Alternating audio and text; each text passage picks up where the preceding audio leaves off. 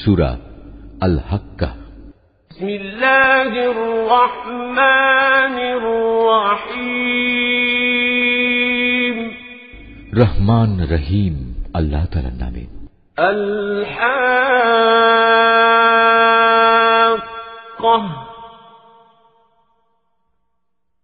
মাল হাক্কাহ।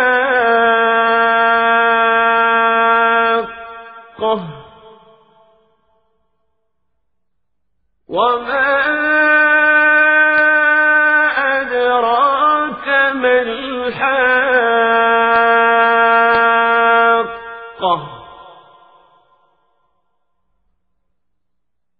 كذبت ثمود وعاد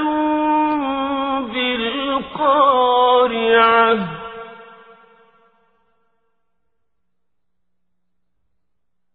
فأما ثمود فأهلكوا بالطاغية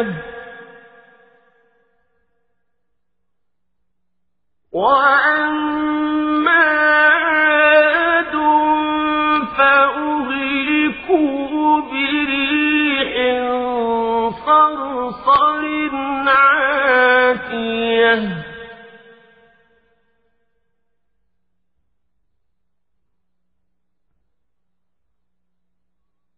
سخرها عليهم 7 ليال و8 أيام حسوما فترى القوم فيها صرعى كأنهم أعجاز نخل خاوية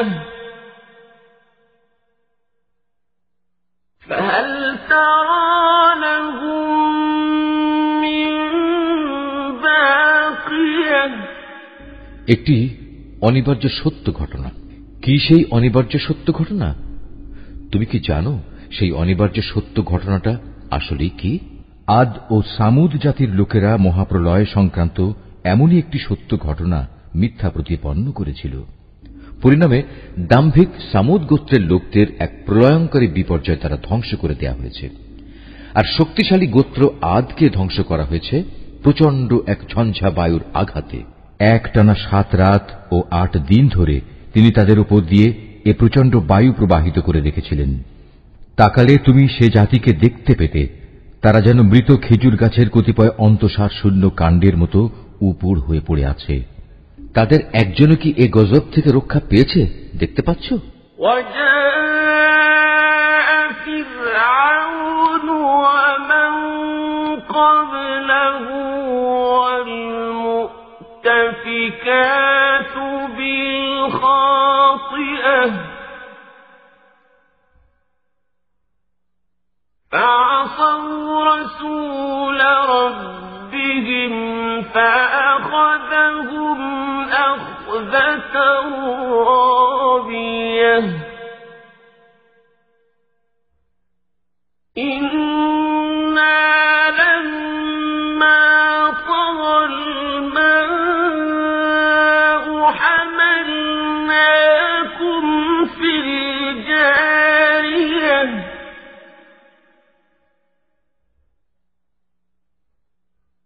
لنجعلها لكم تذكرة وتعيها أذن واعية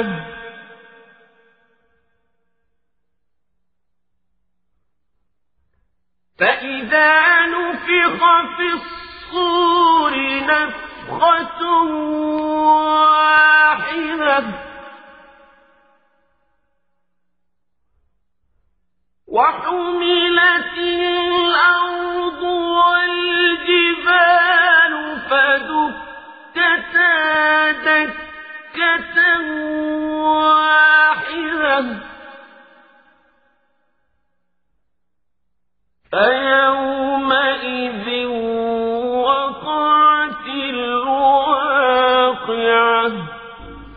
দাম্ভিক ফেরাউন তার আগের কিছু লোক এবং উপড়ে ফেলা জনপদের অধিবাসীরাও একই অপরাধ নিয়ে ধ্বংসের মুখোমুখি এসেছিল। এরা সবাই নিজ নিজ যুগে তাদের মালিকের পক্ষ থেকে যারা রসুল হয়ে এসেছে তাদের অবাধ্যতা করেছে। ফলে আল্লাহ তাআলা এ বিদ্রোহের জন্য তাদের কঠোরভাবে পাকড়াও করলেন। নবী নূহের সময় যখন পানি তার নির্দিষ্ট সীমা অতিক্রম করল, তখন আমি তোমাদের বাঁচানোর জন্য নৌকায় উঠিয়ে নিয়েছিলাম, যেন তোমাদের জন্য আমি তাকে একটি শিক্ষামূলক ঘটনা বানিয়ে রাখতে পারি। তাছাড়া উৎসাহী কানগুলো যেন এ বিষয়টা পরবর্তী মানুষদের জন্য স্মরণ রাখতে পারে। অতঃপর যখন শিঙায় ফু দেয়া হবে, তা হবে প্রথমবারের একটি মাত্র ফু। আর তখন ভূমণ্ডল ও পাহাড় পর্বত স্বস্থান থেকে উঠিয়ে নেওয়া হবে। অতঃপর উভয়টাকে একেবারেই একটাকে আরেকটার উপর ফেলে চূর্ণ বিচূর্ণ করে লণ্ডভণ্ড করে দেয়া হবে। ঠিক সেদিনই সে মহা ঘটনাটি সংঘটিত হবে।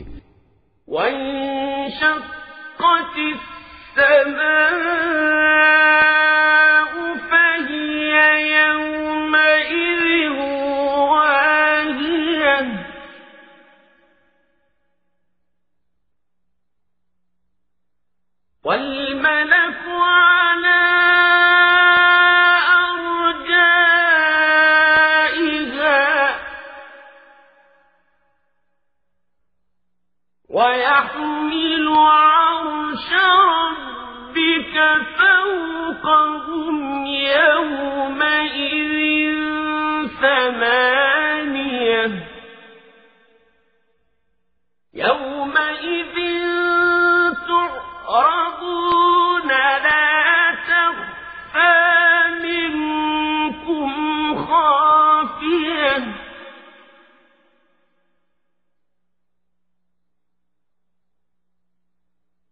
فأما من أوتي كتابه بيمينه فيقول هاؤم اقرءوا كتابيه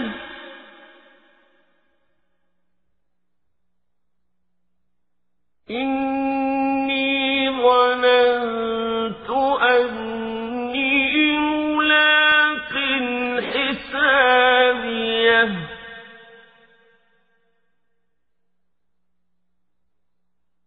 فهو في عيشة راضية في جنة عالية قطوفها دانية كلوا واشربوا هنيئا بما أسلفتم في الأيام الخالية সেদিন আকাশ ফেটে পড়বে, অতঃপর সেদিন তা বিক্ষিপ্ত হয়ে যাবে। ফেরেশতারা আল্লাহর আদেশ পালন করার জন্য আকাশের প্রান্তে অবস্থান করবে, আর তাদেরই 8 জন ফেরেশতা তোমার মালিকের আরশ তাদের মাথার উপর বহন করে রাখবে। সেদিন তোমাদের আল্লাহ তাআলার সামনে পেশ করা হবে, তোমাদের কোনো কিছুই সেদিন গোপন থাকবে না। সেদিন যার আমলনামা তার ডান হাতে দেয়া হবে, সে খুশিতে লোকজনকে ডেকে বলবে, তোমরা কে কোথায় আছো, এসো এবং আমার আমলনামার পুস্তকটি পড়ে দেখো। হ্যাঁ, আমি জানতাম আমাকে একদিন এমনি হিসাব নিকাশের সামনাসামনি হতে হবে। অতঃপর বেহেশতের উদ্যানে সে চির সুখের জীবন যাপন করবে। উদ্যান হবে আলিশান জান্নাতের মধ্যে, এর ফলমূল তাদের নাগালের মধ্যেই ঝুলতে থাকবে। আল্লাহর পক্ষ থেকে অভিনন্দনপূর্ণ ঘোষণা আসবে, অতীতে যা তোমরা কামাই করে এসেছ তারই পুরস্কার হিসেবে আজ তোমরা প্রাণ ভরে এগুলো খাও এবং তৃপ্তি সহকারে পানীয় গ্রহণ করো।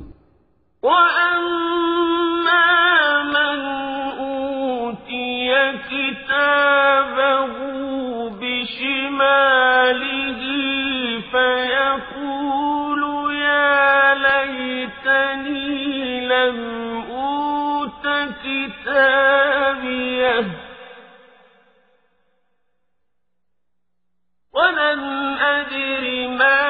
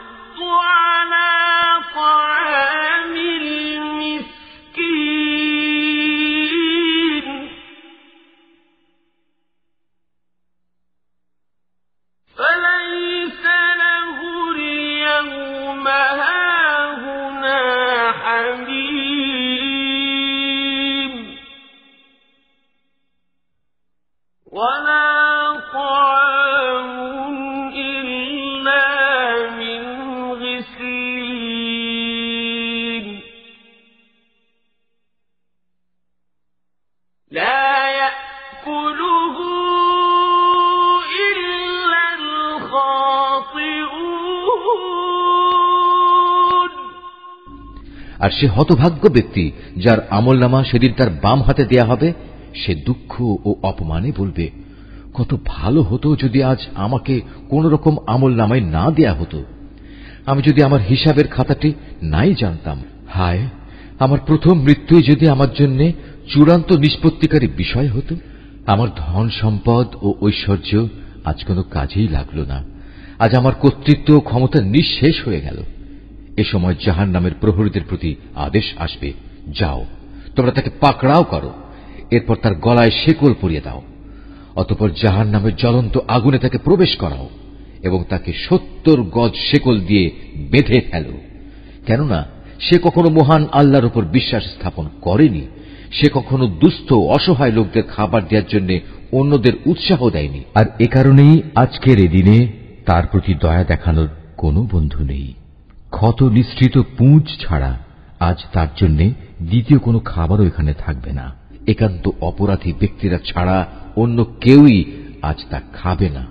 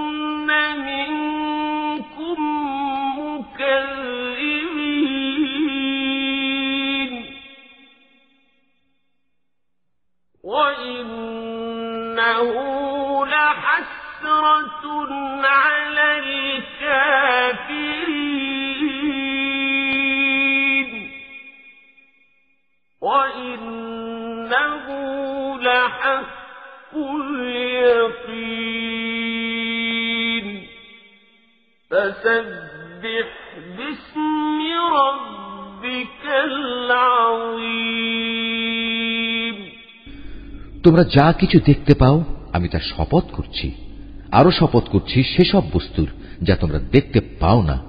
নিঃসন্দেহে এ কিতাব একজন সম্মানিত রসুলের আনিত বাণী। এটা কোনো কবির কাব্য কথা নয়, যদিও তোমরা খুব কমই বিশ্বাস করো। এটা কোনো গণক কিংবা জ্যোতিষীর কথাও নয়, যদিও তোমরা খুব কমই বিবেক বিবেচনা করে চলো। মূলত এ কিতাব বিশ্বজগতের মালিক আল্লাহ তাআলার কাছ থেকেই তার রসুলের উপর নাজিল করা হয়েছে। রসুল যদি এই গ্রন্থটি নিজে বানিয়ে আমার নামে চালিয়ে দিত, তবে আমি শক্তভাবে তার ডান হাত ধরে ফেলতাম, অতঃপর আমি তার কণ্ঠনালী কেটে ফেলে দিতাম। আর সে অবস্থায় তোমাদের কেউই তাকে আমার এই শাস্তি থেকে বাঁচাতে পারত না। সত্যি কথা হচ্ছে, আল্লাহ তাআলাকে যারা ভয় করে এ কিতাব তাদের জন্য উপদেশ বই কিছু নয়। আমি ভালো করেই জানি তোমাদের একদল লোক হবে এ কিতাবকে মিথ্যা সাব্যস্তকারী। এটি তাদের জন্য গভীর অনুতাপ ও হতাশার কারণ হবে যারা আল্লাহ তাআলাকে অস্বীকার করে। নিঃসন্দেহে এ মহাগ্রন্থ এক অমোঘ সত্য। অতএব হে নবী, এমনই একটি গ্রন্থের জন্য তুমি তোমার মহান মালিকের নামের পবিত্রতা বর্ণনা করো।